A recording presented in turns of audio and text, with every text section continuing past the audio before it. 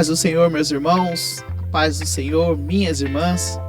Vamos iniciar esse segundo trimestre da nossa escola bíblica. Teremos como tema desse trimestre transformando as adversidades em cenários de milagre e de vitória.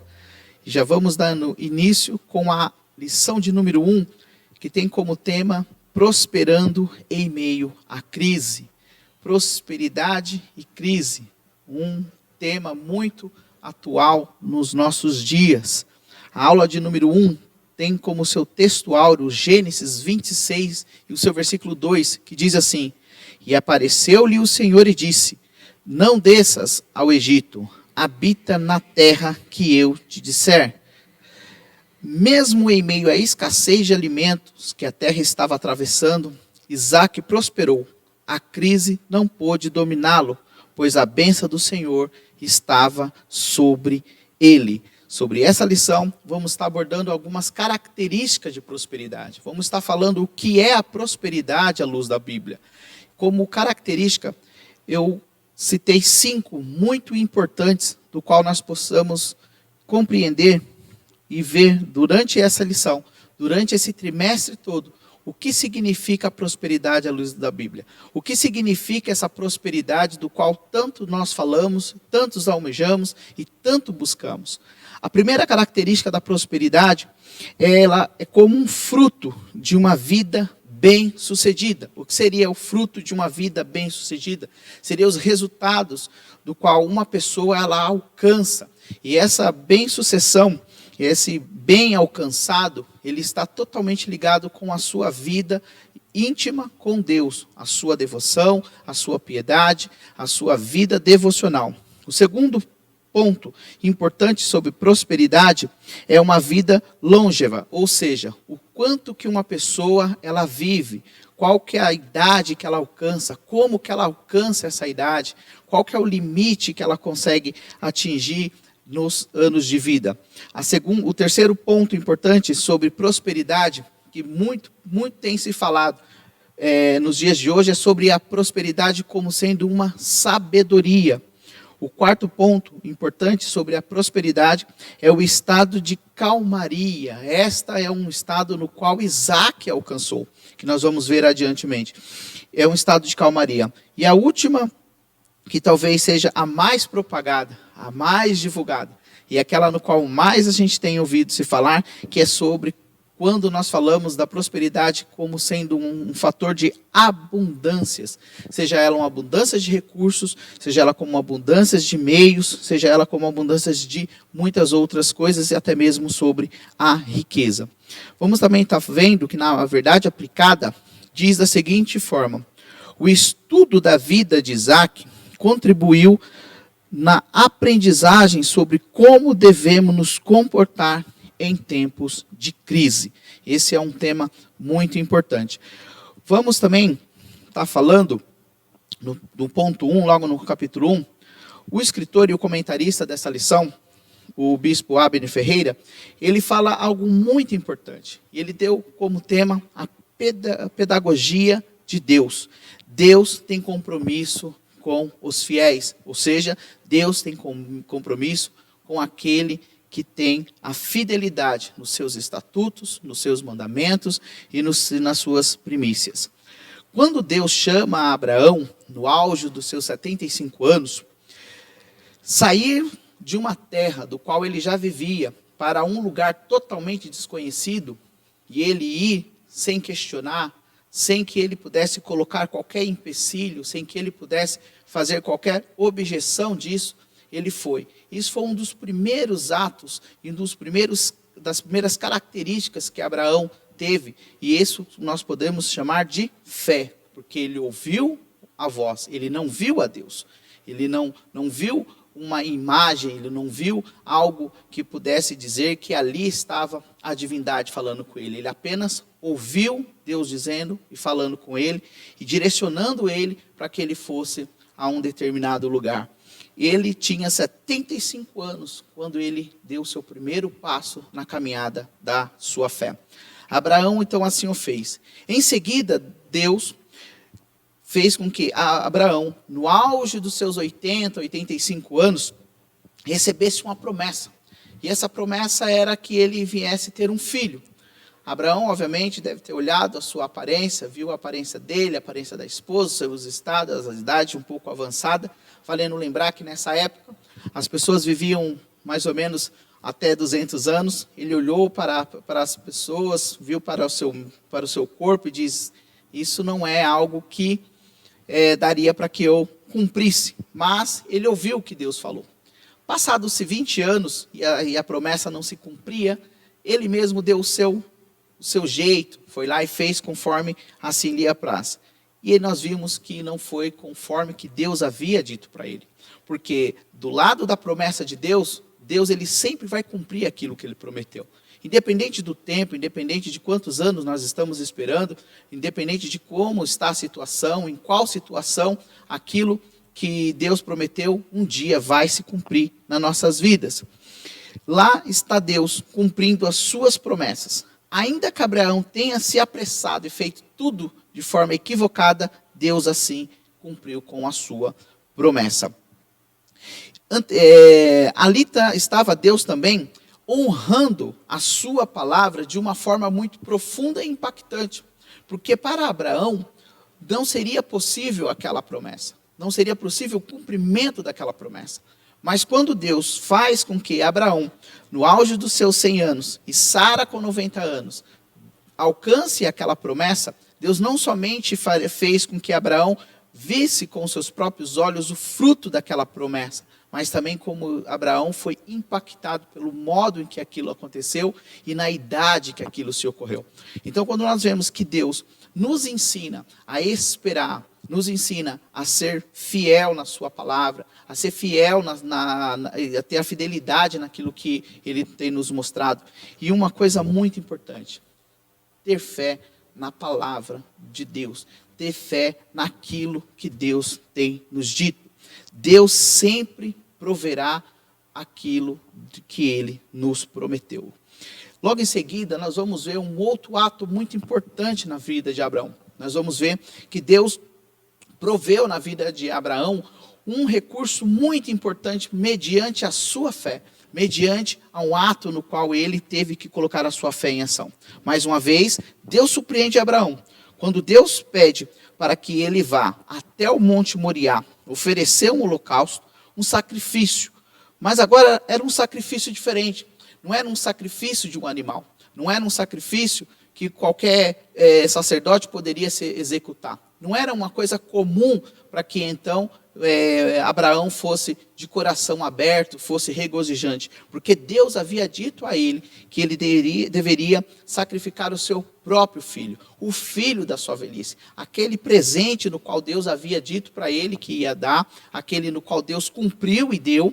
Então Abraão ali estava sendo convidado a ofertar o seu filho para que então Deus viesse estar feliz com a sua atitude. Abraão não pensou duas vezes. Abraão pegou o seu filho, Abraão pegou todos os preparos para que pudesse então ser feito o holocausto e subiu para que então fizesse segundo a vontade de Deus. Mas Deus sempre provê os recursos em meio às dificuldades. Qual que era a dificuldade aqui para Abraão? A dificuldade era conseguir assimilar o que Deus havia pedido. A dificuldade aqui era ver que aquilo que ele tanto almejou, que ele tanto queria, aquilo que Deus um dia disse para ele que proveria na vida dele, que daria como um presente, essa dificuldade era entender os planos de Deus. Era ir adiante e dizer: Senhor, o que tu queres que eu faça? O que acontece no meio dessa situação? Por que tu queres que eu faça determinada situação? Mas Abraão em momento nenhum questionou, Abraão em momento nenhum colocou a sua fé em Deus em xeque ou em dúvida. E assim ele fez. Para Abraão, não teria nada mais difícil naquele momento do que fazer determinado ato. Naquele momento, pegar o seu filho, colocar sobre aquele local e fazer aquele sacrifício era a coisa mais difícil para que Abraão pudesse fazer. Era aquele momento da dificuldade, era aquele momento da sua crise.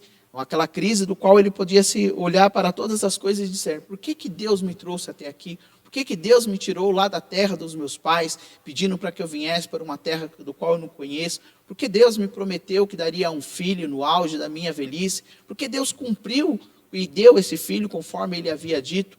Mas a fé, a obediência e a devoção de Abraão fez com que as dificuldades dele fizesse com que todas aquelas situações fossem vencidas, porque Deus proveu o cordeiro para que ele fosse substituído pelo Isaac. E ali a gente vê que Deus supriu aquela necessidade, porque para Deus não era o ato do holocausto, para Deus não era o ato do sacrifício que para Deus estava ali cumprindo e provando Abraão, mas Deus estava vendo a fé, a obediência e o tanto quanto Abraão amava e estava dedicado a servir e adorar a esse Deus. A fé de Abraão nos incita a uma confiança extrema em Deus, tal qual ele foi chamado de pai da fé. E este acontecimento não somente revela o Deus da provisão a Abraão, mas também mostrou para Isaac, certamente, que havia um Deus provedor no meio de todas essas situações. O segundo ponto que nós vamos estar falando é a crise chega também a Isaac. Quando Abraão morreu, Isaac se tornou responsável, não somente pela família, como sendo patriarca de todas as situações, como sendo ele o administrador de todos os recursos do qual Abraão havia conquistado e enriquecido, mas também ele era responsável pela promessa que Deus havia feito a Abraão, seu pai, do qual Deus estendia a promessa agora na vida de Isaac. Aquela promessa que Deus havia feito para Abraão lá atrás, do qual daria uma terra maravilhosa, uma terra que manava leite e mel, uma terra que seria como herança para todo o povo de Deus, e dali sairia a nação, onde que daria muitos dos seus filhos. Ali agora essa promessa estava estendida sobre a vida de Isaac. Assim como Abraão, Deus começa por um milagre também na vida de Isaac. Rebeca, que era a esposa de Isaac, era estéril, não podia dar filhos. E Deus também, de uma forma maravilhosa, também simbolizando num ato de uma família, na estabilidade de uma família, na herança que poderia acontecer, na sucessão. E aí Deus dá para que Rebeca pudesse também ter um filho, e ela é curada, e então nasce Esaú e Jacó. Mas o fato mais importante dessa narrativa de Isaac foi que a crise também chegou até ele. E ele também teve que lidar com uma crise.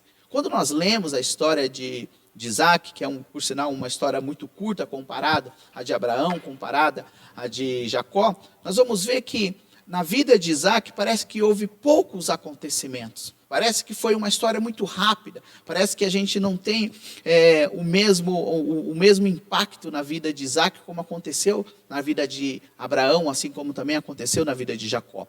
Mas não é que não aconteceu isso. É porque Isaac alcançou uma prosperidade do qual nós vamos estar falando ela também. Lembra dos qual nós havíamos dito sobre as cinco características da prosperidade? Então, Isaac, ele alcançou uma dessas características. Mas não foi fácil, não foi de uma hora para outra que ele alcançou isso. Assim como Abraão, Deus começa a trabalhar com Isaac de uma forma maravilhosa, começando pelo filho, falando sobre as promessas, estendendo a promessa, falando algo a mais, e aí Deus pede para que então Isaac dê continuidade naquela promessa. Mas foi na cidade de Gerar que Isaac viu as mãos de Deus prosperando em meio a uma grande calamidade que assolou a terra naquele momento. Que Gerar seria por sua herança. Deus havia dito para ele. Se instaurou uma calamidade naquele lugar, uma grande fome, um grande momento de dificuldade para todos, uma crise. E então Deus pede para ele e diz assim, para que ele não desça para o Egito, para que ele não vá para onde todos estavam indo. Porque quando existia uma crise ali no grande fértil do Nilo, todos corriam diretamente para o Egito. Mas Deus disse para ele, não vá até o Egito, não faça isso. Fique até aqui, vá para Gerar, porque é lá que eu vou te mostrar as minhas mãos sobre a sua vida. É lá que eu vou mostrar como em meio às dificuldades, em meio a toda essa calamidade, você vencerá e eu te mostrarei a prosperidade que será alcançada. Foi em Gerar que Isaac viu as mãos de Deus prosperando em meio a grande calamidade. Deus fala para ele não descer ao Egito e ir até Gerar, que Gerar seria sua por herança.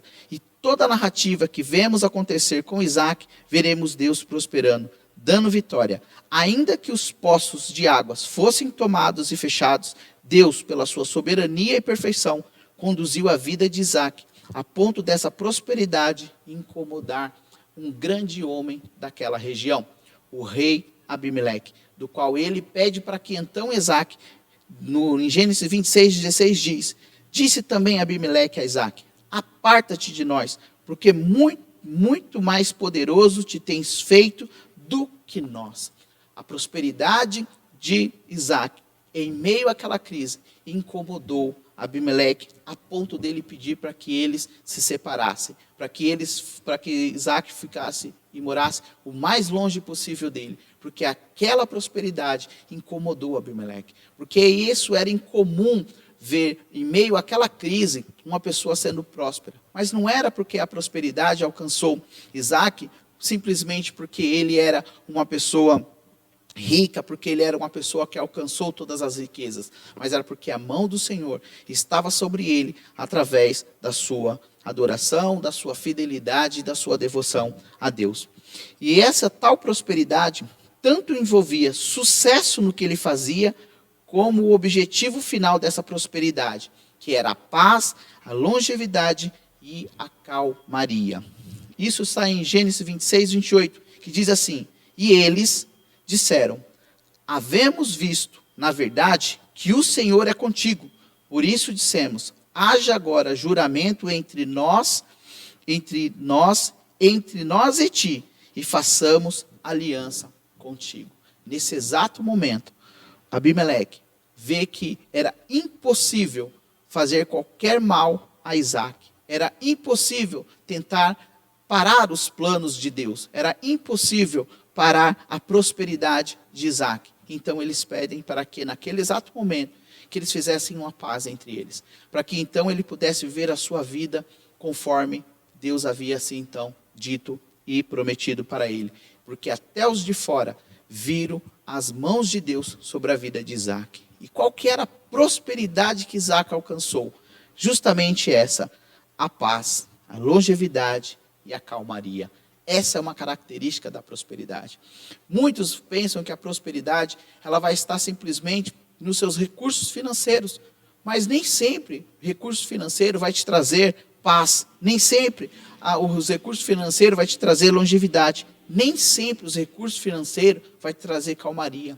Haja vista que a gente vê muitas pessoas ricas, dotadas de grandes patrimônios e de grandes bens, tendo a sua vida uma total derrota. Uma vida onde que não há paz, uma vida onde que não há calmaria, uma vida onde que é breve, uma vida onde que sempre há tumulto, onde que não tem e não habita a paz. Essa foi a prosperidade que para Deus fazer na vida de Isaac, teve que passar por esse momento. E Isaac obedeceu a Deus, porque quando Deus disse para ele, ficar em Gerar, até que eu te mostre verdadeiramente que essa terra será sua por herança. E ali, Isaac, assim como o seu pai Abraão, que foi solicitado por Deus para que ele saísse do meio da sua família, para que ele possuísse uma outra terra, assim Isaac também o fez. Assim também Isaac olhou o mesmo exemplo do seu pai e fez da mesma forma, não indo para nem direita e nem para a esquerda, não desceu ao Egito e nem também se aventurou em outros lugares, mas tão somente foi até onde Deus lhe pediu, e ali ele viu as mãos de Deus estendidas sobre ele. Aquele que obedece a Deus, seus mandamentos, prospera. Não que essa prosperidade seja somente no campo das riquezas de bens, mas também na vida pacífica, abundante, de paz e longevidade. Nisto é visto a prosperidade do Senhor na vida desses dois grandes patriarcas. Finalizo dizendo, onde quer que estejamos, a qual situação adversa nos vier, quando estamos em Deus, a paz, a calmaria, a abundância e até mesmo as riquezas nos sobrevêm. Então nós entendemos que a riqueza, ela é uma característica da prosperidade, não a definição da prosperidade como um todo. Porque a prosperidade, ela vai te trazer paz, calmaria, longevidade, ela vai te trazer uma alegria na sua alma, uma reconciliação muito profunda para com Deus, uma unidade com Deus. E aí a gente vai ver que verdadeiramente a prosperidade nem sempre está ligado, ou melhor dizendo, não está ligado a riquezas e bens materiais. Porque isso é uma das características, mas não a sua totalidade. Fique com Deus, curte esse vídeo, assista as próximas aulas que vão vir na nossa escola bíblica e acompanhe o vídeo, compartilhe, curta, clique aqui e siga as nossas aulas. Amém? Que Deus abençoe em Cristo Jesus.